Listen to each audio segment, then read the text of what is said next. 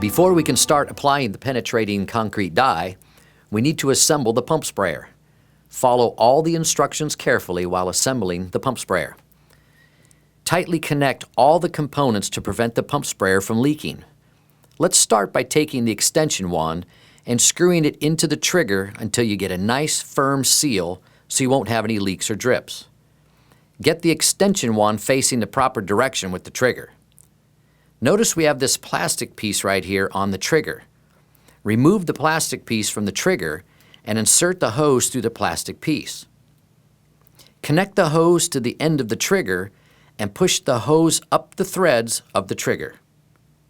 Slide the plastic piece up to the trigger and screw the plastic piece until you get it nice and tight.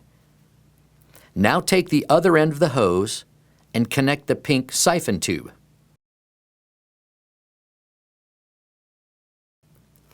Now insert the pink siphon tube inside the tank just like this and tighten this down onto the tank nice and tight to prevent leaking.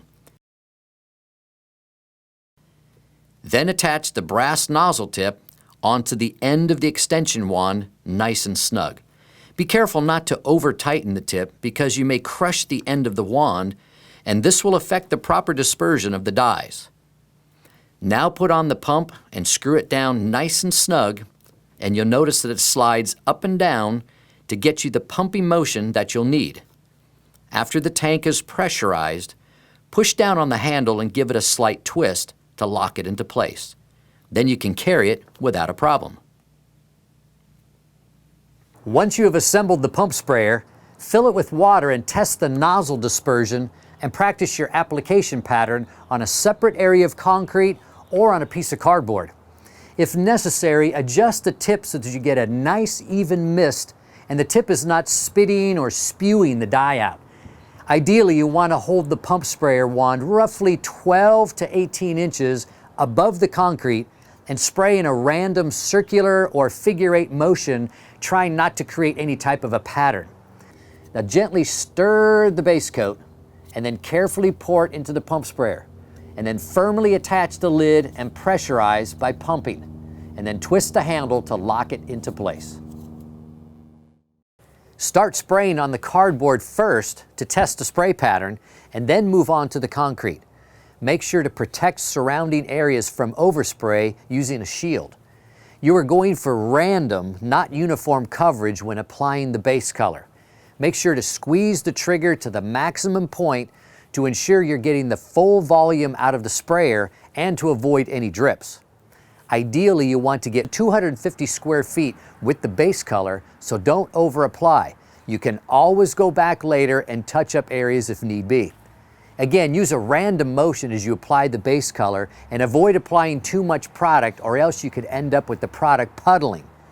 If you have to stop the sprayer, make sure you don't stop it out over the top of the concrete surface. Stop it over the cardboard or on the rag. If you have to repressurize the pump sprayer during the application, go ahead, pump, and then keep moving. When you have finished applying the base color, you will want to clean your pump sprayer and the nozzle tip. You will be using these items again, and we don't want the applicator tip to dry and become clogged with product. Find an area outside the house where you have access to water. Before cleaning the pump sprayer, you will first need to depressurize the tank and dispose of the contents. Be very careful when twisting open the pump sprayer handle because the tank may still be pressurized. To release the pressure, spray the remaining product in the pump sprayer back in the can before removing the handle. Then wrap a rag on the rim of the pump sprayer, carefully twist open the handle and slowly release the pressure. Pour out any leftover concrete dye back into the can. Now pour water into the pump sprayer, then shake and rinse it out. Repeat as necessary until the inside of the pump sprayer is clean from the base color. Next, pour water into the pump sprayer again, attach the lid, then pressurize. Spray out the water into an empty bucket to clean the wand and the nozzle. The outer tip of the nozzle may also need cleaning.